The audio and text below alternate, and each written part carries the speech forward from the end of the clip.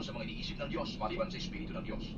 Hindi ang Espiritu ng sanglibutan, kundi ang Espiritu ng Diyos ang tinanggap natin upang ating maunawaan ang mga kaloob niya sa atin. Sa mga nagtataglay ng Espiritu, ang ipinaliliwanag namin mga katotohanan ng Espiritual, mga pananalitang turo ng Espiritu at hindi ayon sa karunungan ng tao ang ginagamit namin. Sapagat ang taong di nagtataglay ng Espiritu ay ayaw tumanggap ng mga kaloob mula sa Espiritu ng Diyos. Para sa kanila, kahangalan ang mga iyon at di nila nauunawaan, sapagat ang mga bagay na espiritual ay maunawaan lamang sa paraang espiritual. Naunawaan ng taong nagtataglay ng Espiritu ang kahalagahan ng bawat bagay, ngunit walang nakaunawa sa kanya. Ganito ang nasa saad sa kasulatan. Sino ang nakaalam ng pag-iisip ng Panginoon? Sino ang makapagpapayo sa kanya? Ngunit ang pag-iisip ni Kristo ay taglay natin.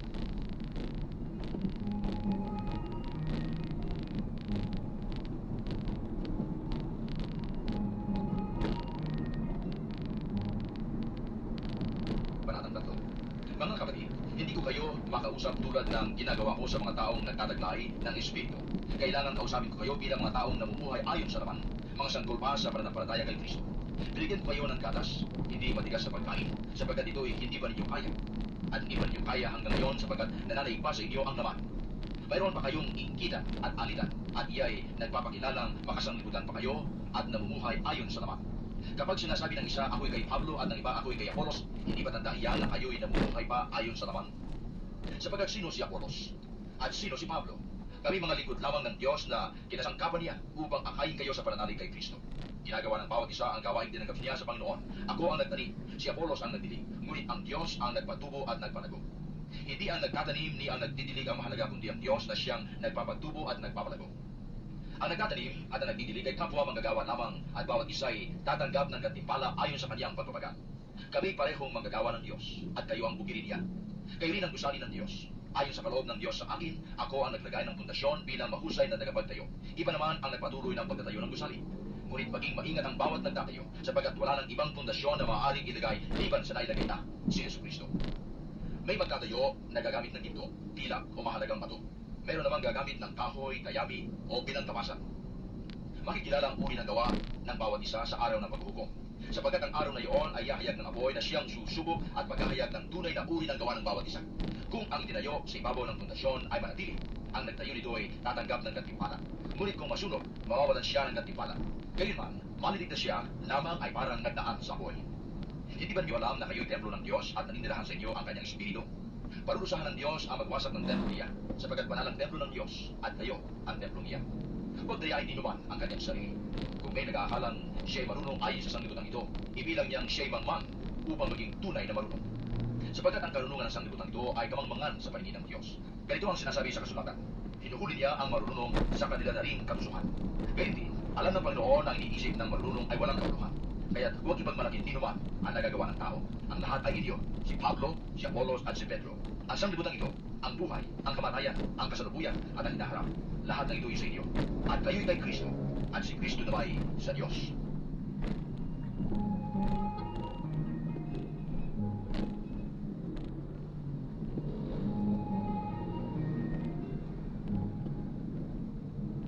Kabanatang 4. Kami mga lingkod ni Kristo at katiwala ng mga hiwaga ng Diyos. Kaya nang dapat na maging palagay ninyo sa amin, ang katiwala ay kailangang maging tapat sa kanyang Panginoon.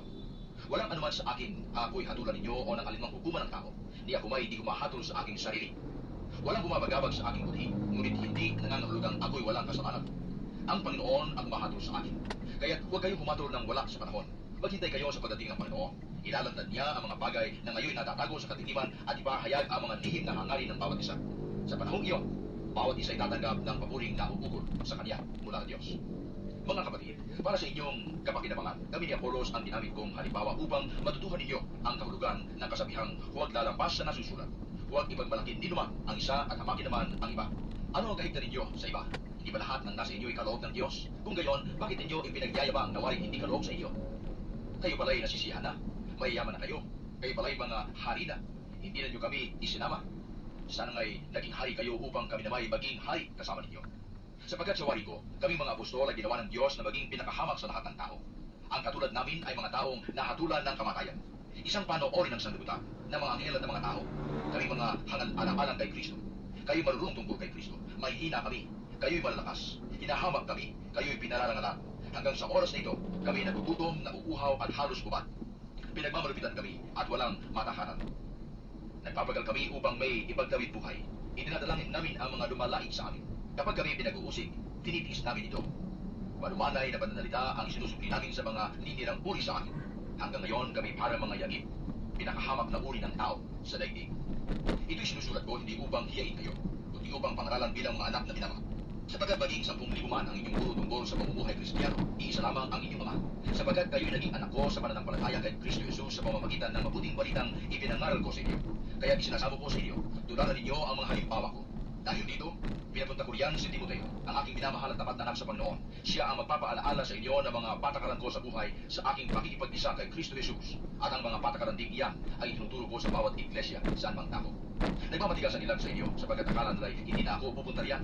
Ngunit kung loloobin ng Panginoon, ako'y paririyan sa lalong madaling panahon. At titingnan ko kung ano ang kanilang magagawa sa dami ng kanilang sinasalita. Sapagkat ang pag-ahari ng Diyos ay hindi sa salita, kundi sa gawa. Ano ang gusto ninyo? Bumariyan akong may pamalo o may pag-ibig at diwa ng kahinahunan?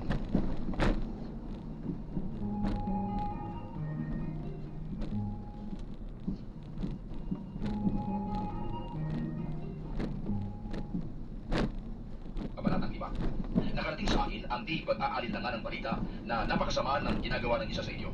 Kinakasama niya ang asawa ng kanyang ama. Kahit ang mga pagano hindi gumagawa ng ganyang kahalayan. At nakukuha pa ninyong magmalaki. Dapat sana'y mahiya kayo at tumangis at itiwalag ang gumagawa nito.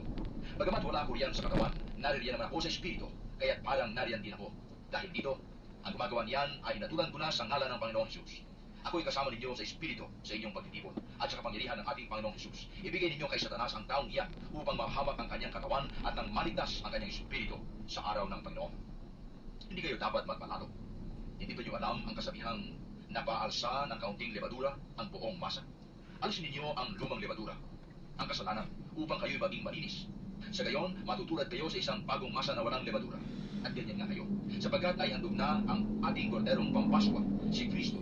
Kaya ipagdiwang natin ang Paswa, ngunit hindi sa pamamagitan ng tinapay na may lumang levadura ng kasamaan at kahalayan, kundi sa pamamagitan ng tinapay na walang levadura sa bisag ng kalinisan at katapatan.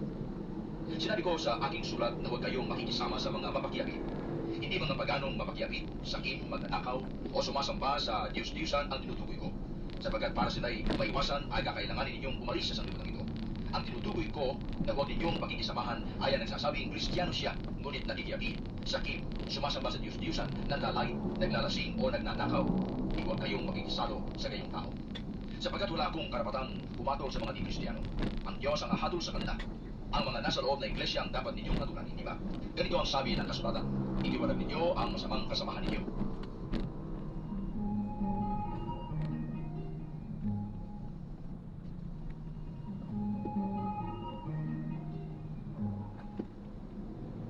Kabanatang 6. Kung minsan, ang isa sa inyo'y may reklamo laban sa kanyang kapatid, magsasagdal ba siya sa mga hukom na pagano sa halip na ipaubaya sa mga hinilang ng Diyos ang pag-aayos ng usapin nila? Hindi ba niyo alam na ang mga hinilang ng Diyos ang hahatol sa sanlibutan? At kung kayo ang hahatol sa sanlibutan, hindi ba ninyo kayang hatulan ang ganyan kaliit na bagay? Hindi ba niyo alam na tayo ang hahatol sa mga anghel? Gaano pa ang mga bagay na may kinalaman sa buhay na ito? Kung kayo may usapin, idudulog pa ba ninyo ito sa mga taong di kinikilala ng iglesia? Mahiyahiya naman kayo. Wala na ba sa inyong marunong mag-ayos sa sigarutan ng magkakapatid? Ano't nagsasagdal pa kayo sa hukuman, kapatid laban sa kapatid, at sa harapan pa ng mga taong walang pananampalataya? Ang pagkakaroon ninyo ng usapin laban sa isa't isa ay sanang kabiguan sa inyong pagkakapatiran. Hindi ba mas mabuting tiisin na lamang ninyo ang pang-api at palampasin ang pandaraya sa inyo? Subalit kayo pa ang nag-aapi at nandaraya at sa inyong mga kapatid pa naman? Hindi ba ninyo alam na ang mga makasalanan ay walang bahagi sa kaharian ng Diyos? Huwag ninyong dayain ang inyong sarili. Ang mga nakikiapi, sumasamba sa Diyos-Diyusan, nangangalunya, nakikiapi sa kapwa, lalaki o kapwa babae. Ang mga magnanakaw, masasakit, mapaglasing, mapanlait o magdaraya, ang ganyang mga tao ay walang bahagi sa kaharian ng Diyos. Ganyan ang ilan sa inyo noon, subalit kayo ay nilinis na sa inyong mga kasalanan at itinalaga na kayo sa Diyos. Kayo ay pinawalang sala na sa pangalan ng Panginoong Kristo at ng Espiritu ng Diyos. May magsasabi ng ganito, malaya akong gumawa ng kahit ano. Kung sa bagay ka, ngunit hindi lahat ng bagay ay makabubuti sa inyo. Maaari ko ring sabihin, malaya akong gumawa ng kahit ano, ngunit hindi ako paalipin sa anumang bagay. Sasabihin naman ng iba, ang pagkain ay para sa tiyan, at ang tiyan ay sa pagkain. Totoo. Ngunit pareho itong sisirain ng Diyos. Ang katawan ay hindi para sa paghihiyapi, kundi para sa Panginoon. At ang Panginoon naman ay sa katawan. Muling binuhay ng Diyos ang Panginoong Jesus. at tayo ay muling bubuhayin sa pamamagitan ng kanyang kapangyarihan. Hindi ba niyo alam na kayo'y mga bahagi ng katawan ni Kristo? Kukunin ko ba ang bahagi ng katawan ni Kristo upang gawing bahagi ng katawan ng isang babaeng masama ang pamumuhay? Hindi. Hindi ba niyo alam na ang nakikipag-ugnayan sa gayong babae nagiging kaisang katawan niya? Sapagkat sinasabi sa kasulatan, silang dalawa'y magiging isa. Ngunit ang nakikipag-isa sa Panginoon ay kaisa niya sa Espiritu. Huwag kayong makikiapi. Sa alinmang ibang kasalanan na ginagawa ng tao, iba ang nabipinsala. Ngunit sa pagkikiapi, sariling katawan ang kanyang pinipinsala. Hindi ba niyo alam na ang inyong katawan ay templo ng Espiritu Santo na nasa inyo at tinanggap ninyo mula sa Diyos? Ang inyong katawan ay hindi talagang inyo kundi sa Diyos. Binili niya kayo sa malaking halaga. Kaya gamitin ninyo ang inyong katawan upang maparangalan ang Diyos.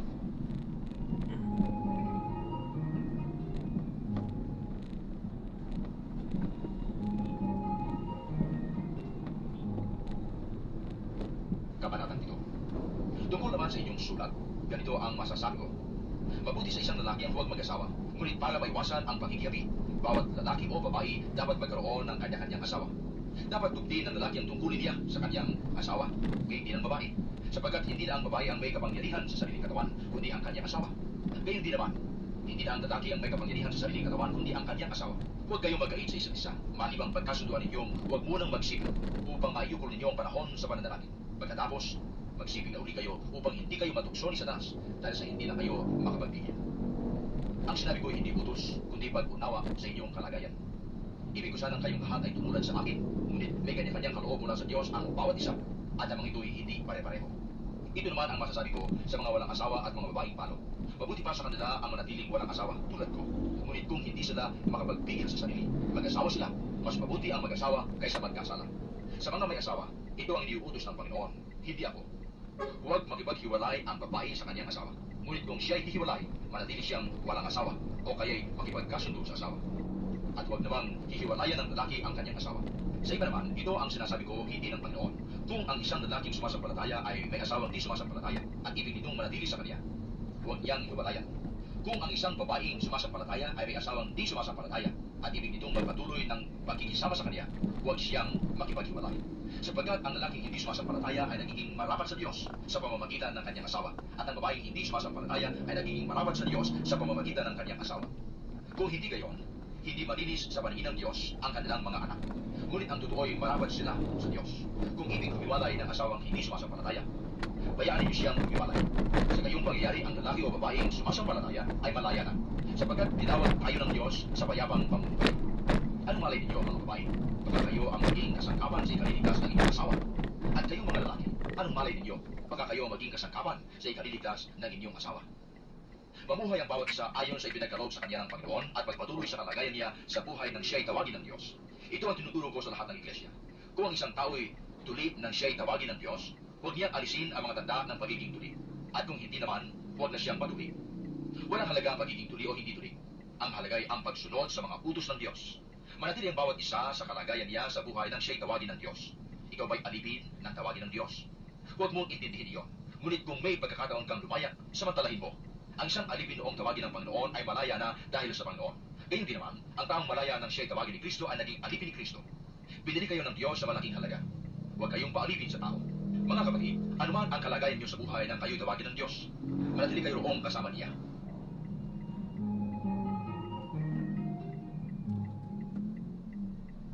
Tungkol naman sa mga walang asawa, wala akong maibibigay na utos mula sa Panginoon. Ngunit bilang isang taong mapagkakatiwalaan, dahil sa habag sa akin ng Panginoon, magbibigay ako ng aking guru-guru.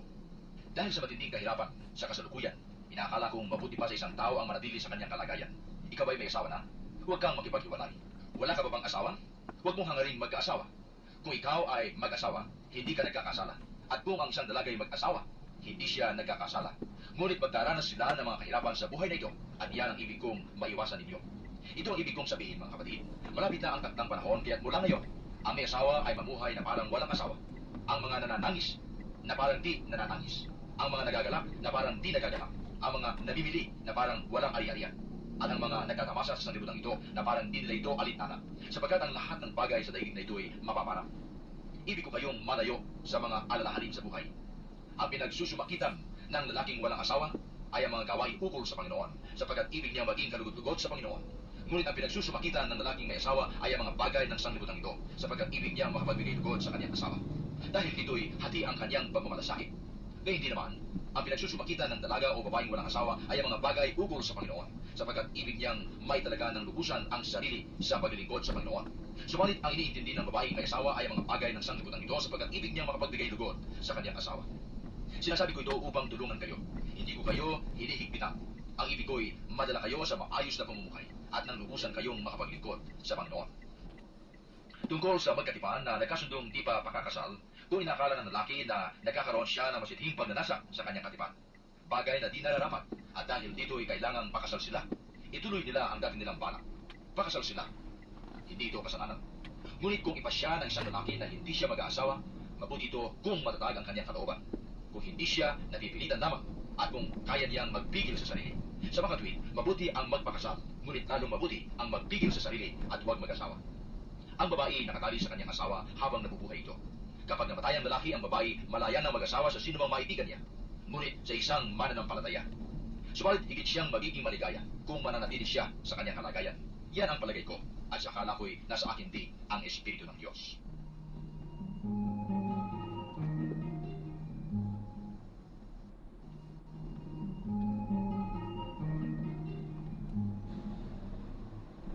Kabanatang 8. Ipaliliwanag ko naman sa inyo ang tungkol sa mga pagkain inihandog sa Diyos-Diyosan. Alam nating may kaalaman tayong lahat. Ang gayong kaalaman ay nagbubunsod sa tao upang magpalalo, ngunit ang pag-ibig ay nakapagpapatibay. Ang nag-aakalang may nalalaman siya ay hindi pa nakakaalam ng dapat niyang malaman, ngunit kilala ng Diyos ang umiibig sa kanya. Tungkol nga sa pagkain inihandog sa Diyos-Diyosan, alam nating walang kabuluhan ang mga Diyos-Diyosan, at iisa Ayan lamang po, ang Diyos. Bagamat may nandun na lang sinasabing po mga muna, Diyos sa ano? langit o sa lupa at Tayo maraming ay tinatawag na mga Diyos at mga Panginoon, uuwi na sa rin. ganang atin ay isa lamang ang Diyos, ang Ama na lumikha ng lahat ng bagay, at tayo nabubuhay para sa Kanya. Iisa ang Panginoon, si Jesucristo, at sa pamamagitan niya ay nilikha ang lahat ng bagay, at sa pamamagitan din niya ay nabubuhay tayo. Subalit hindi lahat ay nakakaalam nito. May ilang nahirati sa pagsamba sa Diyos-Diyusan, kaya't hanggang ngayon, kapag kumakain sila ng ganitong pagkain, akala nila ay handog pa rin sa Diyos-Diyusan ang kanilang kinakain. Palibhasa ay kulang ang kanilang kaalaman. Nababagabag ang kanilang kalooban sa pag-aakalang sila ay nagkakasala. Paalam po. Hindi